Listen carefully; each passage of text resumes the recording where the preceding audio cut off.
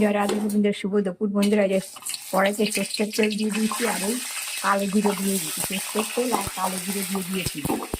আর এই যে ধনে পাতা ভালো করে ধুয়ে কুচিয়ে ধনে পাতা আর কাঁচা লঙ্কা আর রসুন পেঁয়াজ দিয়ে ভালো করে বেটে নিয়েছি। এখানে আজকে ধনে পাতা চাটনি ভর্তা হচ্ছে, এই ছেলেদের জন্য নাতিদের জন্য ভালোবাসে তাই ভর্তা চাটনি।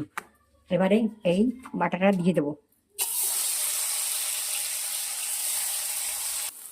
এবারে এই যে লেবুর রস, দুটো লেবুর রস দিয়ে দিলাম। এর মধ্যে নুন টুন দিয়ে দেবো, নুন পেঁয়াজ রসুন কাঁচা লঙ্কা সব কিছু দিয়ে দিচ্ছি, ঝাল ঝাল। সামান্য একটু চিনি দিয়ে দিচ্ছি, একটু বিট নুন দিয়ে দিলাম। নামার হয়ে গেছে ধনে পাতার ঝাল ভর্তা চাটনি। এই যে আমি এবার নামিয়ে দিচ্ছি।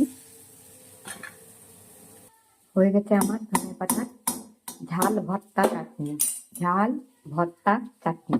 এটা খুবই খেতে ভালো হয়, তোমরা একবার করে দেখতে পারো। এরকম তোমরা জানো সবাই সব কিছুই, এটা খুবই ভালো হয় খেতে। একটা দিয়েই ভাত খাওয়া যায়, ছেলেরাও পায়না করে। চলো, আমি সোনামণিদের জন্য নিরামিষ আগে একটু করেছিলাম, রেখে দিয়েছি। তারপরে এই পেঁয়াজ রসুন দিয়ে কাঁচা লঙ্কা দিয়ে ছেলেদের জন্য, আর যারা ভাত ভাত তাদের খেতে দিই তাদের জন্য। চলো, এটা দিয়ে একদম ওরা ভাত খাওয়াই যায়, আর কিছু দরকার হয় না ভাত মাখলে। আমি অনেক তেল দিয়েছি, আরও প্রয়োজনের চেয়ে বেশি তেল খাওয়া বলে না, তাও যদি মনে করে কেউ আর একটু তেল দেবো, একটা গোটা পেঁয়াজ কেটে নেবো, তাতেও আরো ভালো লাগে। আর কিছু দরকার হয় না গরম ভাতে। চলো, টাটা।